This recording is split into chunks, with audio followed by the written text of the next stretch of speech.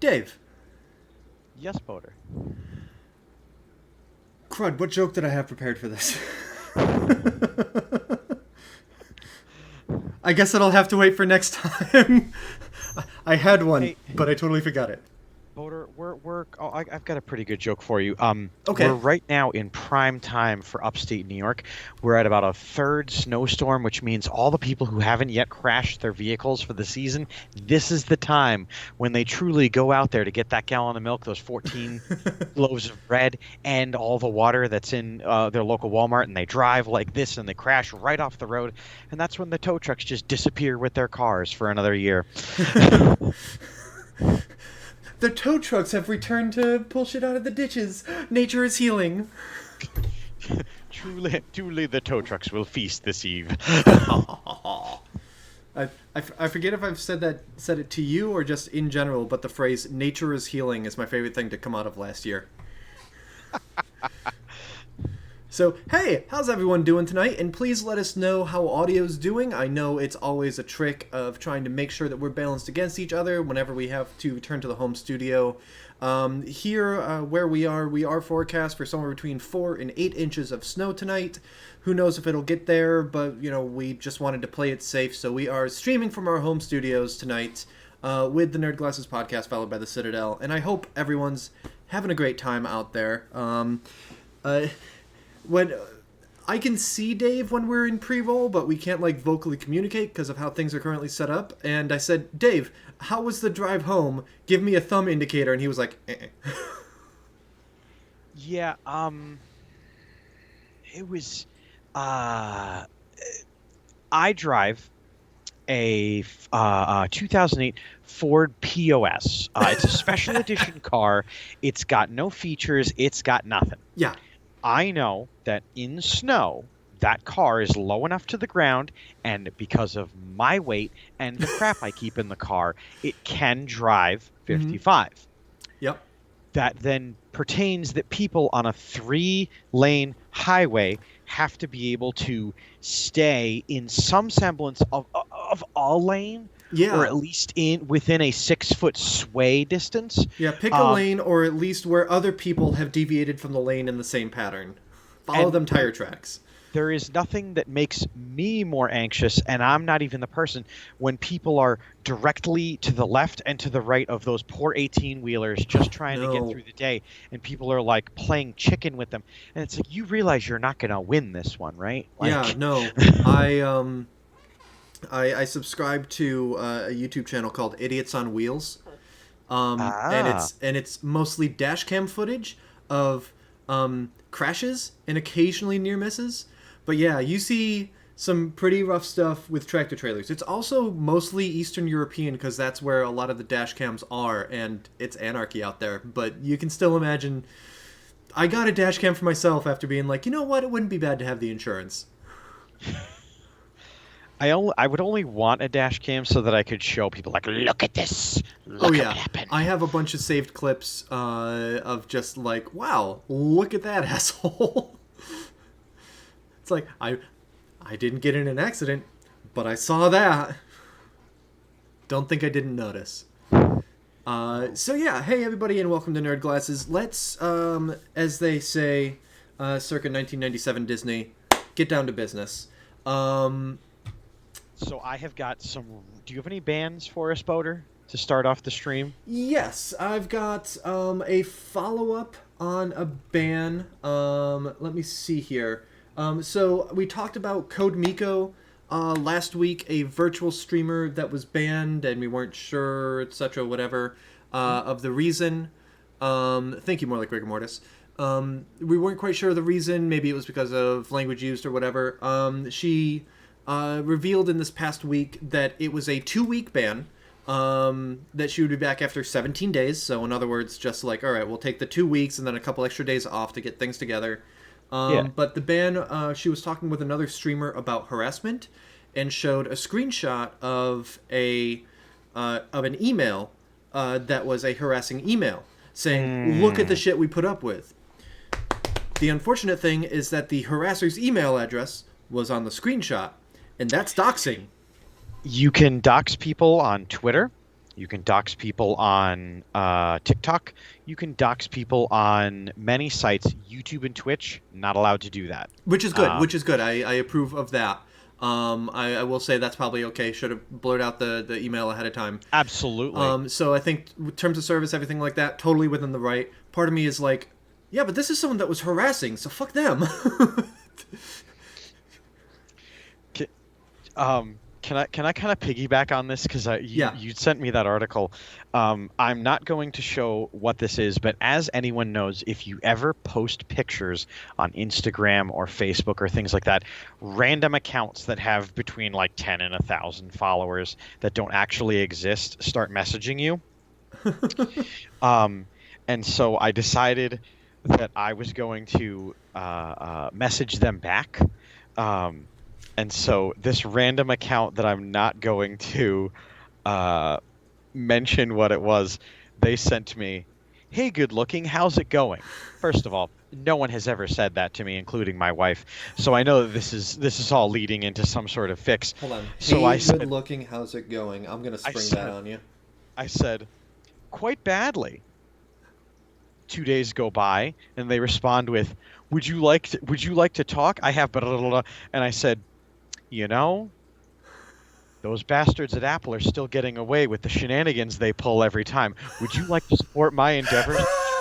The Coalition for App Fairness.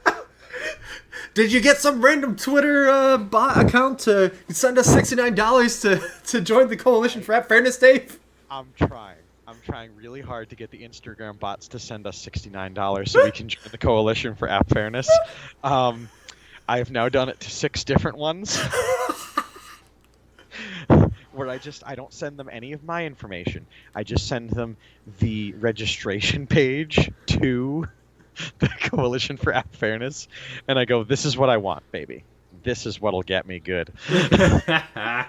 Um, Oh so God. that's, by the way, how you talk about things on social media without getting doxxed about it. So, The other one that I'll point out as a band really quick is Average Harry, who is 15 years old, but he made his Twitch account when he was under 13, which, according to Twitch Terms of Service, that's a no-no. So, I mean, when you sign up for the account, it asks if barrier of entry, mhm, you must be this years of age and this tall to enter, and you lied about it. So, yeah.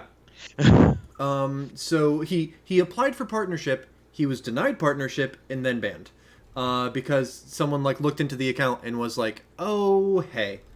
Um, so that's a permaban. Now that he is 15, he may make another account. mhm, Which is absolutely. odd because when you're banned, you're not supposed to be on Twitch. But I guess this is an instance where you can kind of like work around that. Um, so he can make another account, but he loses out on 90,000 followers. And of course, there's plenty of other streamers who started under 13 that are still going. So, like bigger streamers, a 16-year-old streamer, Tommy Innit, who made an account when he was 11, but, he's huge, has a ton of followers. So, they're not going to do anything to him.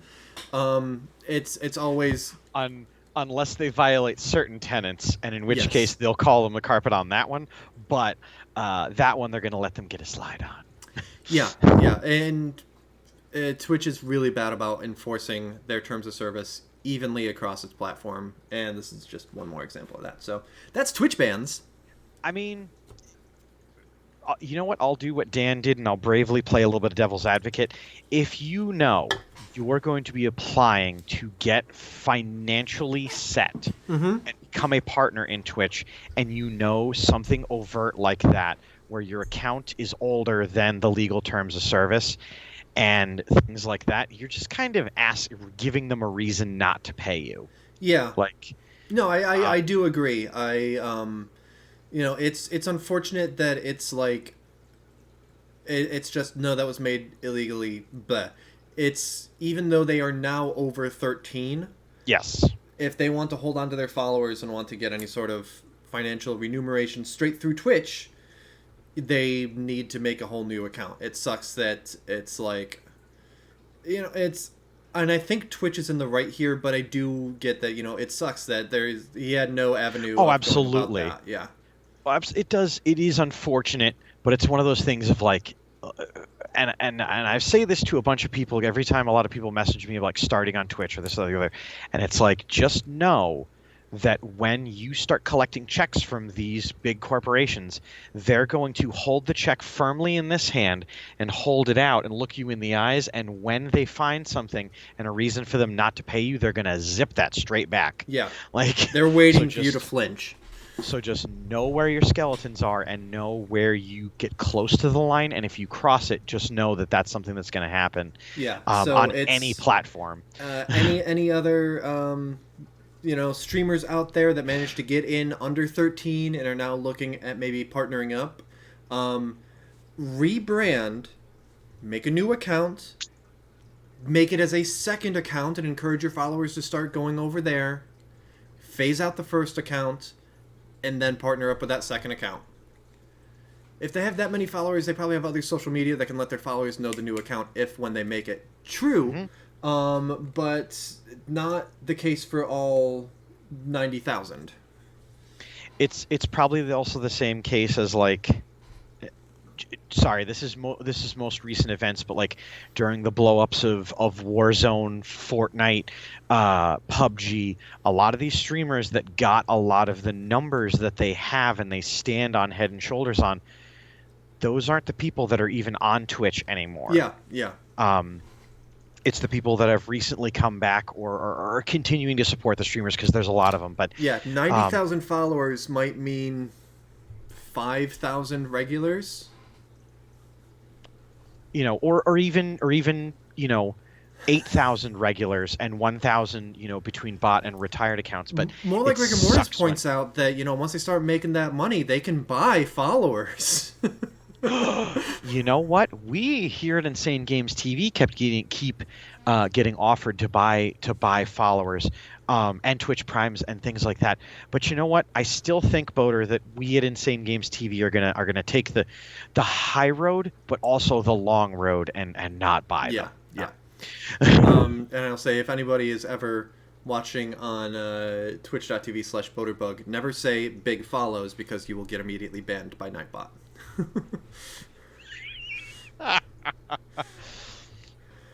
Okay, so that's any other bans or no, hammers coming out? that's Twitch bans. That's an update on Code Miko and Average Harry getting banned because of age restrictions. Well, like Rick and Mortis better put that money towards App Coalition membership. Exactly. Um, so, Boater, there's actually a tonnage of games coming out in the next 7 days. So I'm gonna just pick out the ones that caught my attention. But there are definitely a lot of cool ones.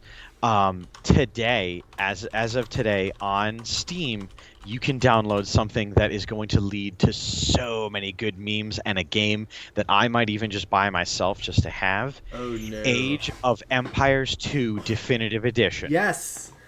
So it includes the new expansion, The Lords of the West. Yes. Now, so the Definitive Edition came out in 2019. Age of Empires 2 came out like 2000 or something like that. Yes, Maybe 1999. Yeah. But the Definitive Edition came out 2019. But Lords of the West.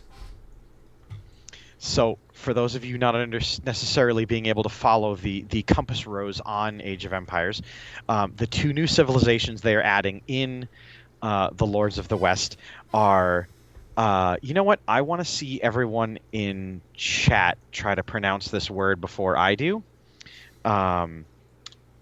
Burgundians, Dave. So that's Boater's prediction of the pronunciation. I know that's the pronunciation.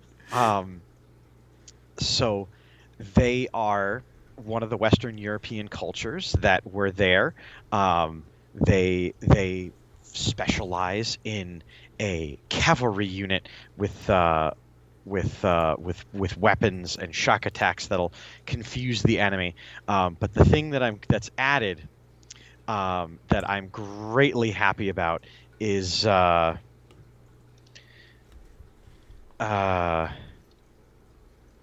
make sure I get my Boater, when you play against this enemy, you just make sure you never go in against them, okay? You make sure you Yes. never underestimate their smarts. When You death is on the line, yeah, be very never, careful. ever, when death is on the line, go against this newest added culture on the West, the Sicilians. Um, and I am super excited they got added. I might be start. I'm gonna shell out the $10 to get this, because I used to play Age of Empires on my old crap PC, Yeah. and And I these love are that game. officially added civilizations with three fully voiced campaigns coming to the game, one for each of the new civilizations, and then another new one for the Britons. Um, like it's a full on. Hey, here's an expansion for this game. This edition that came out 2 years ago, but this game that is, um, 20 odd years old, and Microsoft Game Studios is still publishing stuff for it. Good for them. 'Cause it's good. So that came out today. So you can get that today on any Windows-enabled device. It is not a mobile game, however, so don't get too excited. Um, Now, Boater, I can't actually Yeah, so that acknowledge is a Windows PC game. this Thursday. Now, I can't talk about this game too much, but I can acknowledge that there is a game. Uh, Boater, you know exactly what word I'm not allowed to I say on I Insane Games TV. do, and so I brought So up the list. Would you like me to say the title of the game because that gets around Dan's ban on you saying it? it's not Dan's ban. It was my loss that Dan enforces. It's fair. The bet was there, and I lost it. So yes, Boater, could you read the name of that Yes. game? On Thursday sees the PS5 release of Mobile Suit Gundam Battle Operation 2. Now, uh, hmm. I can't really talk about this game. Okay. Uh, but I can say that if you are a fan of that IP, that is definitively the game you want to play. Yeah. You get all deep into it and you get to ride around in it.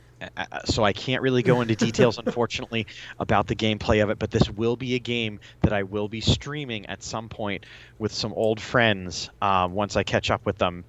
Um, COVID once again really delayed that one. Yeah. Yeah. Because I was supposed to talk to them around December when I was going to go visit my family at home, and didn't do that. Yeah. Yeah. But, Border, could you give that game one more time and when it comes out? That is Mobile Suit Gundam Battle Operation 2 for the PS5 coming out Thursday the 28th of January. More like rigor mortis knew exactly what I was talking about. Oh yeah, oh yeah. Gundam is a sexual experience for Dave. That. Oh no. Under no circumstance. No. It is a power trip, however. Um, so this Thursday, also, if you have an Xbox One and if you have Windows and you've been feeling pretty left out with the whole Yakuza franchise, you are now getting the remastered collection released to you on the Xbox One and the Windows. Now, Boater, I know what you're saying to yourself.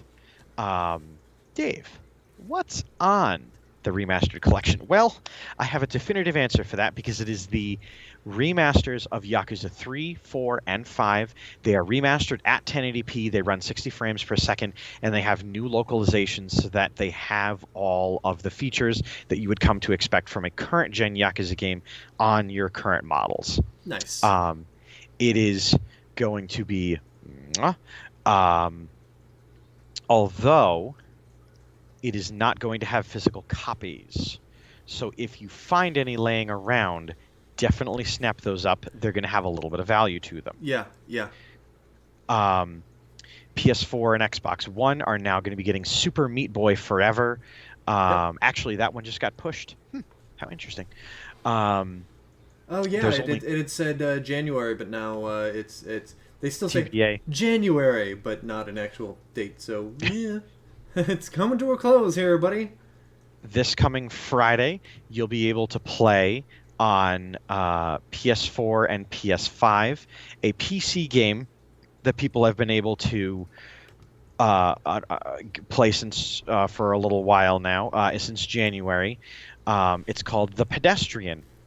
It is not a game about sitting on benches. It's not a game about trying to return vegetables you just purchased from the grocery store. No, no, no. That's too pedestrian. This is a platformer, almost in the visual stylings of Little Big Planet, where you are in fact the little person on those road signs, and you Ooh. move through your map and through road maps and signs and Oh, that's really emergency cool. signs and things like that. Yeah, Um, you said since January, this game has been out on the PC since January 2020, yeah, but now this January getting released onto consoles. it's Sorry, PlayStation specifically. Yes. So Xbox One and Series X will be getting that, but they don't have a confirmed date for that. Switch, you're going to be getting it sooner rather than later as well, um, especially if they manage to get it to the PS4 and 5. Switch is usually quickly after that. Yeah. And the only other one, oh, I skipped over What? one of them, and I apologize about that. The Medium is going to be coming out on Series X and Windows. Uh, it's a psychological horror game, so it's in the wheelhouse of a lot of our friends and family. Series X Windows, it looks terrifying, and if you have been on the internet in the last 6 months, you have probably seen the title image for it. It's a person's head reaching out from some sort of ichor and having these like creature-esque hands touching you. Um, Looks like a lot of fun. Single player only, so don't expect a Phasmophobia release in comedy and things like that. Yeah. But will be a game that I would like to check out. The last one, and this is a bit personal for me, but on the second, um, Cultist Simulator, a simulation card-based simulation video game, is going to be coming to uh, the Switch, iOS, Android, Microsoft Windows, Mac OS, and Linux. Okay. Um, it looks terribly busy for itself, but it is a Lovecraftian horror theme. Players seek out and become the leader of an occult, and they play through various types of cards on a table. Um, it looks, again, terribly busy. Yeah. But with the Garnted Cult and everything, it's probably a game I'm going to check out and try at least once, and then go back to just playing Varia and MTG. It's fine. You know, Dave, we still need to play Varia against each other at some point. Definitely, definitely. Well, it's a shame I already had something else planned for Citadel tonight, and I don't know how easily you can do Varia from there. So maybe next time that we realize we gotta go from home.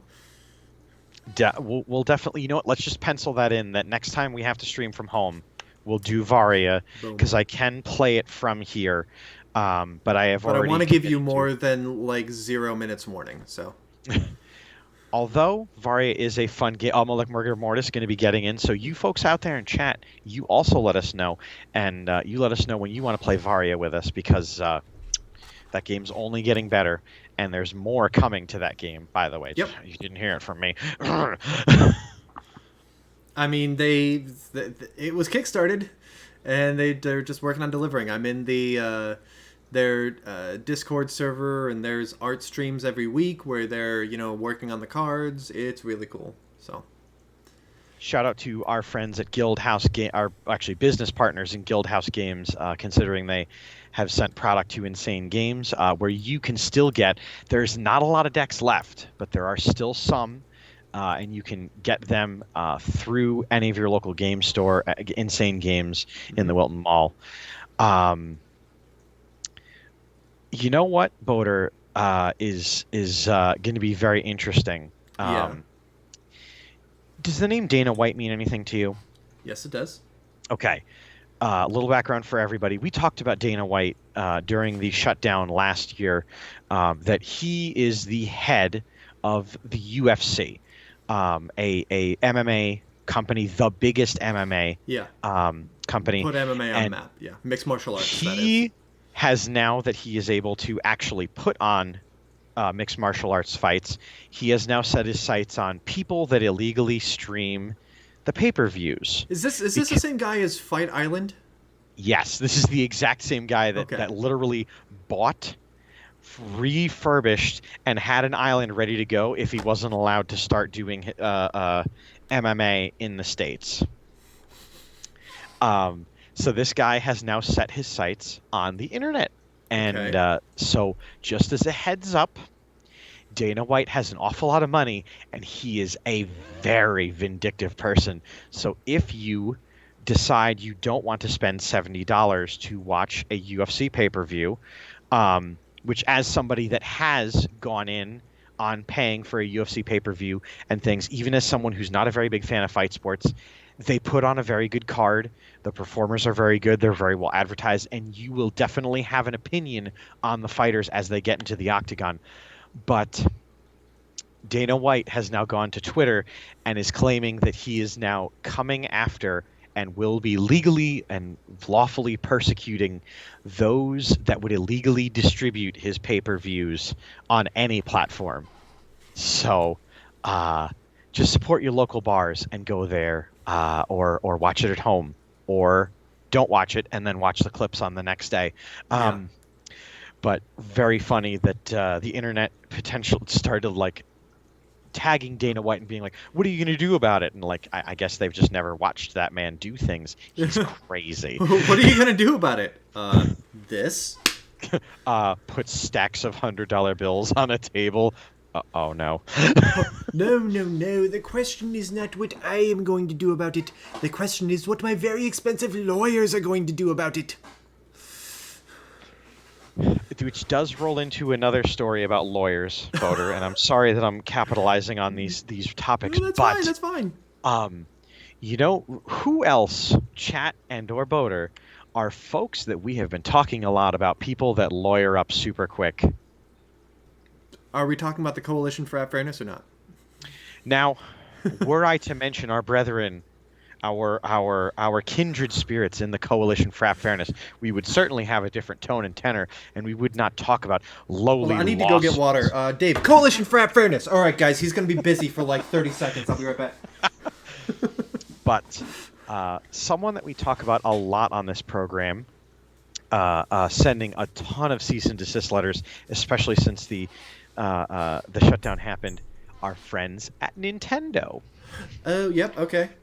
And more specifically, the Pokemon Company, which is not necessarily totally 100% owned by Nintendo, but Big Brother, Little Brother kind of deal. Yeah, there's a Venn diagram that is a lot of overlap. Hello, So Aurelius Dragonsbane. How you doing tonight? what's going on, Jesse? So the Pokemon Company has announced that if you illegally hack Pokemon in Japan, Korea, China, and countries on that hemisphere, Yep, East Asian markets. um, y'all best make sure they are not linked to your Pokemon home accounts, or that you're not necessarily hiding all your Pokemon on the same Nintendo account, because they're coming for you. And they announced that the measures will be at the company's discretion, which means it could be temp bans, it could be indefinite bans. They could cut off your access to either Pokemon Sword and Shield or Pokemon Home, both, what have you. They could even bomb your entire online Pokemon inventory. It is in the bylaws. Read the things you click on, people. Like, Yeah, that's draconian. Cause like, okay, so hacked, like depends on what we're talking. Cause I know that Pokemon has online functionality now, but I always still think of it as just like it's your personal thing that you're doing. Who are you hurting? And so I feel like the most that they should reasonably do would be to just cut you off from online services. Now, if you are storing your Pokemon online rather than on your console, I don't even know how that works in the current gen, whatever, then sure, you could lose access to that. But I don't know, like, how much they. I mean, they can do whatever they want to your game, but, like, there's a certain point where it feels like, yeah, that's fair. And a certain point where it's like, eh. So chat, Ariel Dragonsbane asks a very good question. What about people who accidentally got them as Wonder Trade? That, fortunately, if you notice, your game acknowledges you received this Pokemon via Wonder Trade. That Pokemon itself will not get your whole account flagged. It is also not an announcement that they're doing in North America yet, because they want to be able to suss out things like that. But they Yeah. did say that if you receive a glitched Pokemon, and for those of you who don't know what those are, it's like a Pokemon that very clearly, like, you get it and it's like a level 99 Bulbasaur and it has all attacks that Bulbasaur wouldn't actually have. Yeah. Um, or like a shiny that doesn't actually exist in the game, or things like that. Um, those are all glitched Pokemon. The only way that you can become accessory to that is if you take it to the Pokemon breeder, you make more of them, you use other backdoor ways of making multiples and then resend those out, or use them in a battle in an online way. That's one way of getting yourself flagged. So just make sure you just keep it as a piece in your box, like um but yeah, Pokemon cheaters and UFC pay-per-view scanners, people are super bored right now, Yeah. and they are super rich. Please don't tempt them. Um, so, Dave, do you want to talk about a couple of the topics that we've got in our Would love broadcast to. title? Would love to. Okay, so let's start with Xbox. Microsoft with Xbox. Sometimes when you make an announcement, you mean it with all your heart. And then when there's a lot of backlash, you kind of walk it back and say, you know what? That wasn't the right thing to do. Let's change what we're doing. And sometimes when you do something, when you do that, instead what happens is that you're like, I wonder how people are going to react to this. Let's do market research. Hey everybody, we're doing a thing. Oh, they don't like that. All right, consider that market researched. But because Microsoft, I have to assume that this was sincere. Late last week, well, actually, Dave, you don't have an Xbox Live account, correct? I Xbox do. Live Gold. Sorry. Do you I pay for I Xbox Live Gold? I do. Okay. How much do you pay for that? Every year. I did talk about this, by the way. We did talk about this on Nerd Glasses, so I highly recommend to also get Boater's take here. You can get my take on today, and you can get my take from yesterday, as well as From behind the Dan counter. and He Mike's. means you said nerd glasses, but I assume you meant behind the counter. You can get Dan and Mike's perspective from behind the counter. Okay. Yesterday, check out the VOD there. Um, I go on Black Friday and I buy a PlayStation Plus card and a Xbox Live Gold card, and I Okay. spend less than $120, and I have an entire year worth of that all lined up for me for Nice. the next year. I have mine set to just automatically renew, $59.99 every year. And so what Xbox announced was that that wouldn't change if you're paying a subscription like I do. That is a recurring subscription. That price wouldn't change. You'd get grandfathered in. But if you buy cards for your subscription, then they were going to get rid of the 12-month cards, and they were going to raise the prices. The most you could get would be a 6-month card for $60, effectively doubling the price of Xbox Live Gold for a year. Mhm. This isn't including with Game Pass, which used to be called Games with Gold. No, Games with Gold is something different. Gives But the Gold is just the reward of having Xbox yeah, Live Gold. but like Game Pass, which they've been hyping up a lot. It's like, hey, you get this game this month. You get this library of games this month, and then next month it changes. Next month it changes, or something might stay for a few months. Game Pass is huge. I think it's like $25 a month for Game Pass plus Xbox Live Gold, and they're really trying to get people on that. But this is a just Xbox Live Gold price increase, doubling the price. Less than 24 hours later, after massive backlash, they were like, "Oops, oops, kidding. I mean, our bad. I mean, maybe we should have thought of that a little harder." Um, and they walked it back, and they in fact, they walked it back so far that they added something new to the mix. They basically said, just kidding, cards are going to stay the same price. If you're renewing one, they're obviously still going to stay the same price. Free, and as a new thing, free to play games, which might be like microtransaction supported or whatever like that. You do not need Xbox Live Gold in order to play those online. Before it was you still had to pay your gold subscription, but then you'd be able to play this free game and do a microtransaction, whatever. Apparently, they make enough off of them to just be like, no, you don't need gold. Here's still something that you can play. Now, if they had taken the preceding 24 hours out and just been like, hey, everybody, you can now play free-to-play games without paying an Xbox Live Gold subscription, it would have gone a lot better for them. It would have.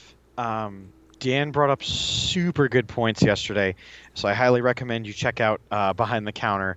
But to not echo his sentiments, but things like that, this is the same thing that Microsoft did when they were announcing the Xbox One. Yeah. They decided to, and you know what? One day this is going to work for them.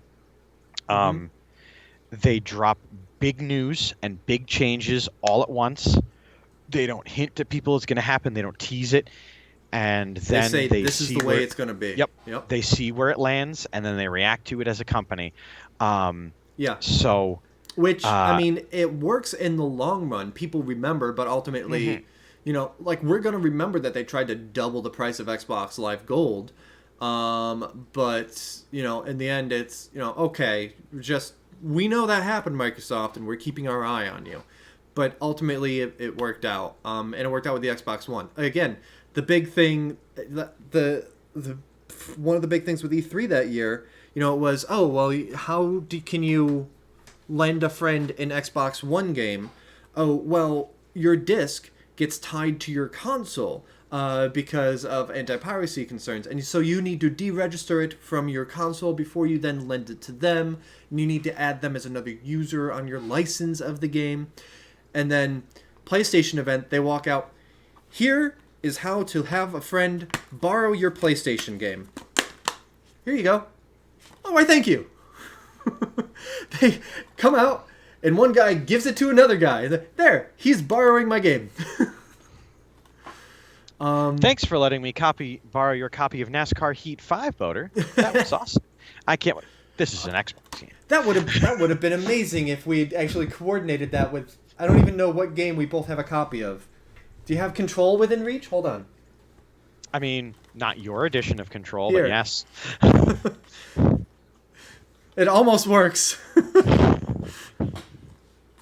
Like, what game do we even both own? In any case, for the sake of the bit, but yes, as Arilla's Dragonsbane points out, people are in a financial crunch and they're playing games more. Not the time to do that, Microsoft. I mean, counterpoint to that, perfect time to start trying to get more from the services. According to capitalism, yes, perfect time. Oh yeah, right when they need it. Capitalism was a mistake. Just as they crawl right up to your booth in the desert asking for water, and you go, this is baseball stadium prices, pal. You got $16 in a credit card? $16 and a credit card? Give me $16 for the water. Also, I take your credit card and whatever's left to spend on it. Oh yeah, this is not cheap, sir. This is water in the desert. So yeah, I guess we won't spend too much time on that. There's news, and there's more discussion of that. Watch the VOD for Behind the Counter, which aired yesterday at 5. Airs every Monday at 5 o'clock, so be sure to check that out. Dave, Dan, and Mike. And Dave, you pointed this one out to me. I was aware of it beforehand, but this one brings our news nice and local here. Yes. Potter hasn't been to a pro baseball game for press. Listen, the $16 was actually within the realm of possibility. It was the also give me your credit card that was the hyperbole. Or was it? Wow. So we're looking, Boater, a little bit south of where we are, Yep. to Albany, New York, where a studio that has been open since 1990, and in Albany since 1990, not one of those studios that bounced around and this and that and the other. Yep. Uh, they have been a subsidiary of Activision since 2005, and as announced, as of last week, they are now going to be no longer a subsidiary of Activision. They are going to the Blizzard Entertainment side of Activision Blizzard. Um, So it's Vicarious Visions, mhm. and they have been. I don't know if it's. I don't know how much they were owned. Were they owned by Activision? I know that they did a lot of work for Activision. They did a lot of ports, like porting Spider-Man to the Wii, kind of thing like that. I don't know if they were necessarily owned by In Activision. 2005, they were acquired Okay. by Okay. Activision. Previous to that, they were negotiating with Activision and they were doing earlier work for them for ports for the Game Boys and things like that. Yep. But as of 2005, Activision said, let's just bring you in house, huh? Yeah. Yeah. And so now they are. Vicarious Visions did do some games on their own, but often they would also do ports. Pretty much whatever Activision kind of needed them to. They employ roughly 200 people, so they're a decent sized studio. And now they are a support studio for Blizzard. And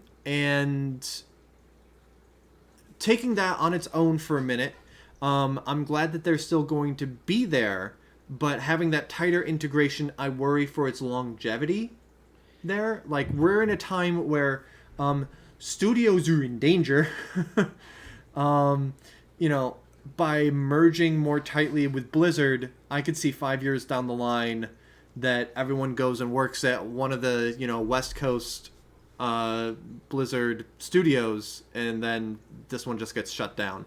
I don't know if it's been renamed. I'm gonna look that up right now. No, it looks like they are on their own website too. They're not rebranding. They are just getting put on different assignments. Okay. Um, so, um, Oh, hey, yeah. Their latest release was Tony Hawk's Pro Skater 1 and 2. yes, Um, they were responsible for taking Tony Hawk's Pro Skater 1, 2, remastering it. They were also behind the Insane trilogy, and making sure that was on for a one Switch and PC. yeah. So, um, super good pedigree, very good studio with a lot of fun going for them. Um, And yeah, like I don't know, I worry about they've been owned by Activision for a while, but they are still um, they were pretty self-managing, and now I don't know. I again I worry about that. So we'll see. the only thing that makes me a little bit worried for them, what's going on, Shani Lang? Welcome to the stream, my friend.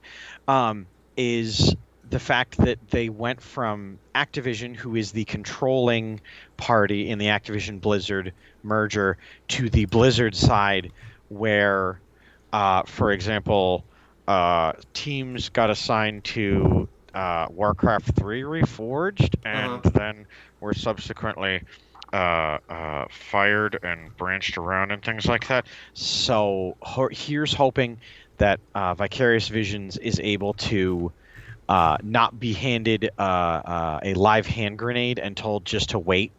Um, Yeah. but So we'll see. That said, they wasted no time in making sure they had something to work on. It was announced the next day that Vicarious Visions was going to be working on a remaster of Diablo 2.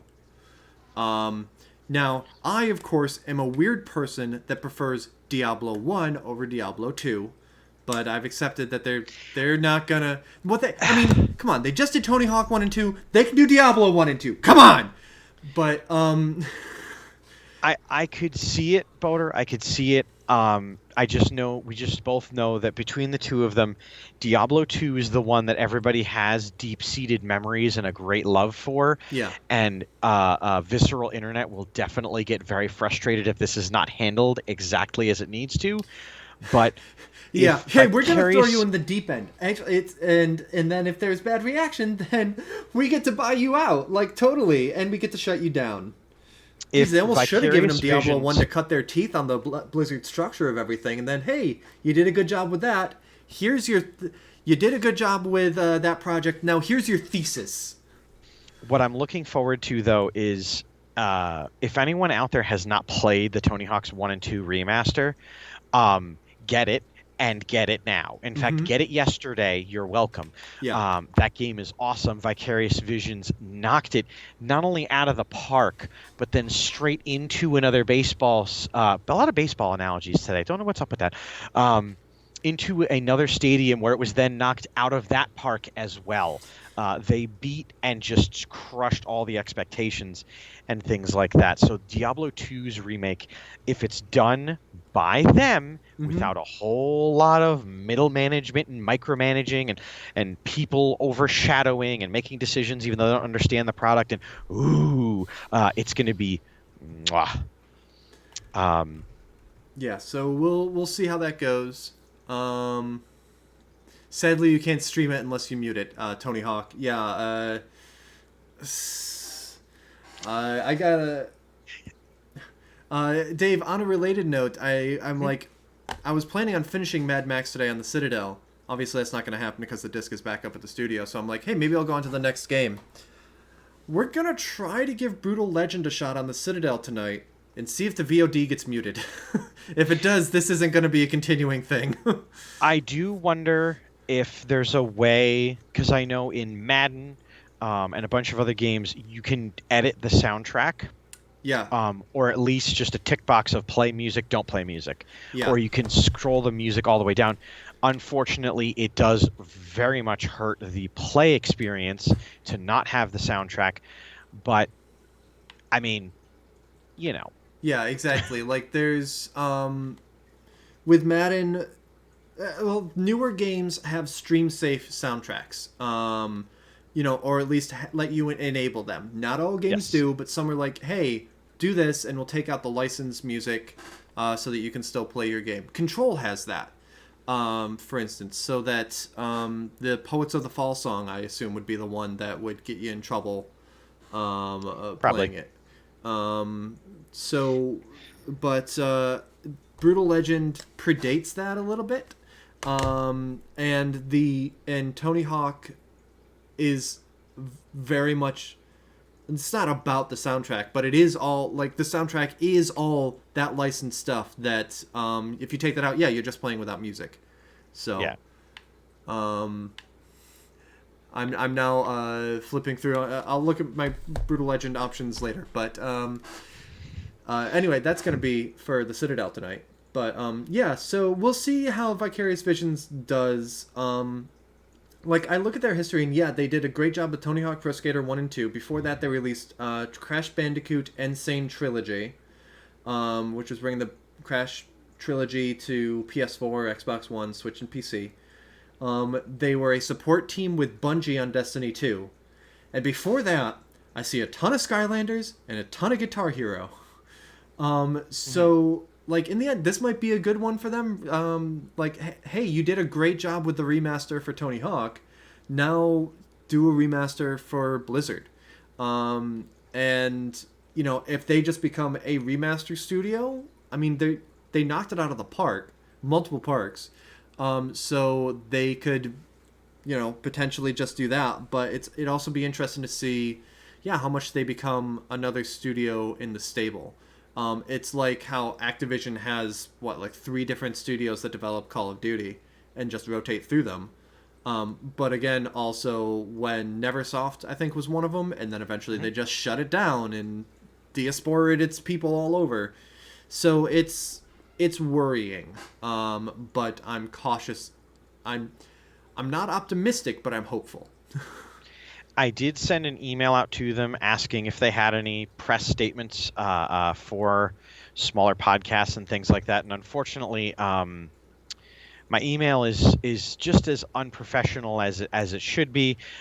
It's wow, it's and then my name at gmail.com. So of course they didn't respond to me because who the hell am I? Actually, yeah, if Um, I'd thought of that, I would but have. I'd be like, hey, let me send it from my professional email from my videography studio. yeah, That's at least more professional looking. I just know that my actual professional email, I will not mention it here. Yeah, They also would not comment to that one because it's an education email. yeah, yeah, Um, exactly. We need Insane Games TV, or at least Insane Games emails. because then we can register. So Oh boy. there is one little bit of Boater. We talked about this last week. We've talked about it on many other streams. Immortals Phoenix Rising has an event going on. Yes.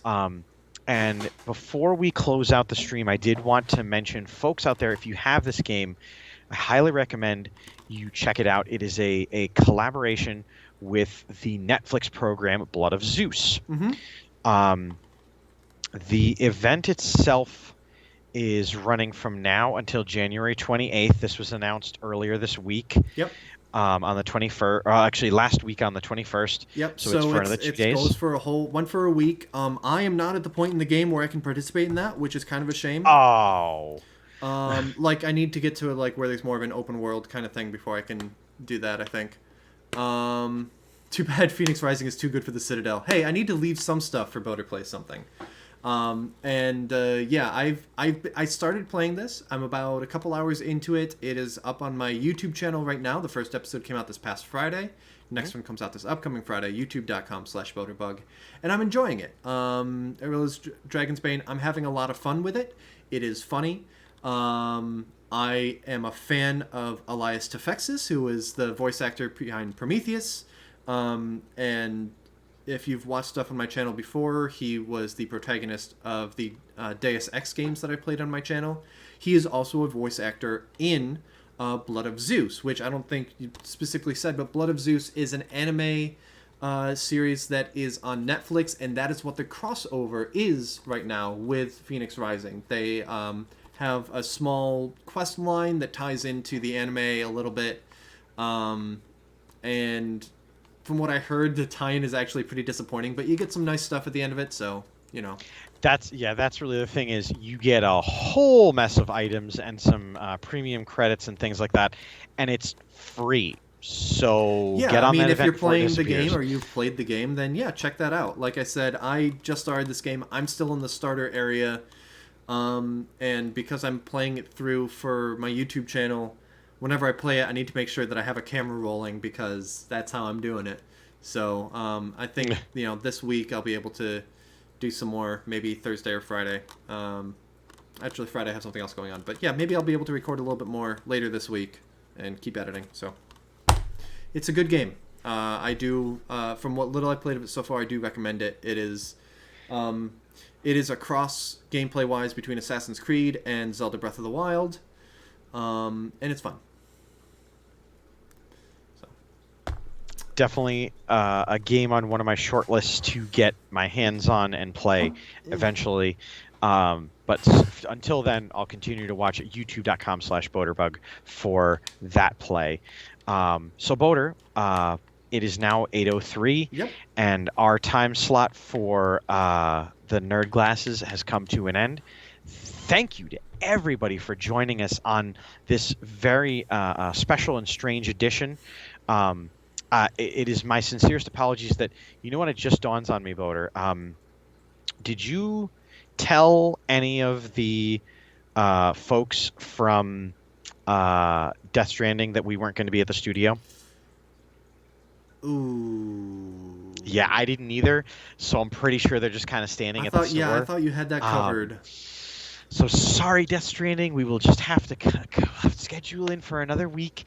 I don't even know if we can validate their ticket now because we're not there. I mean, yeah. Hopefully they didn't charge them for parking this week. I mean, there was nobody there in the parking lot.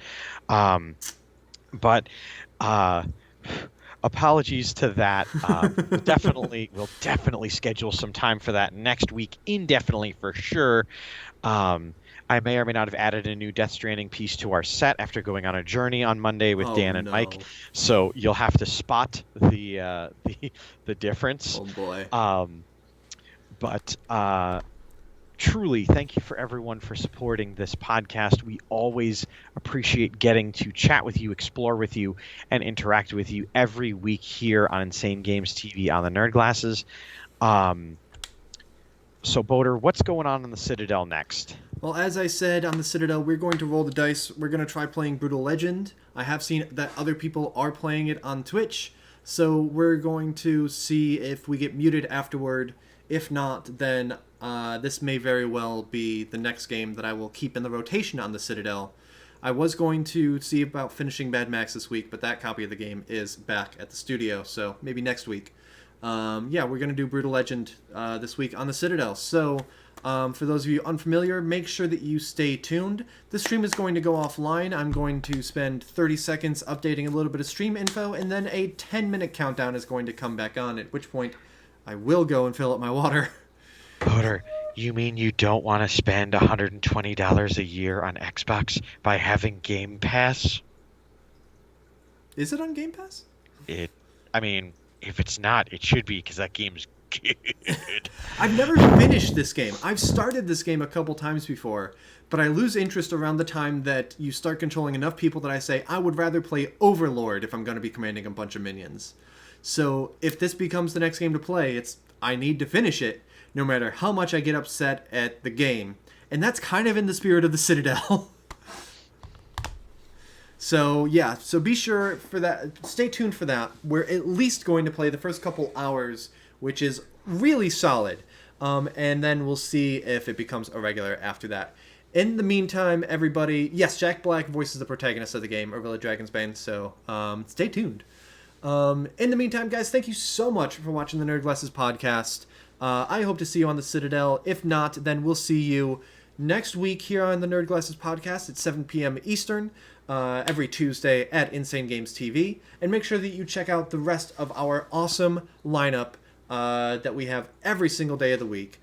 We hope to see more of you there. So I will see you at the Citadel. If not, we will see you on here. Thank you all for watching, and have a great night.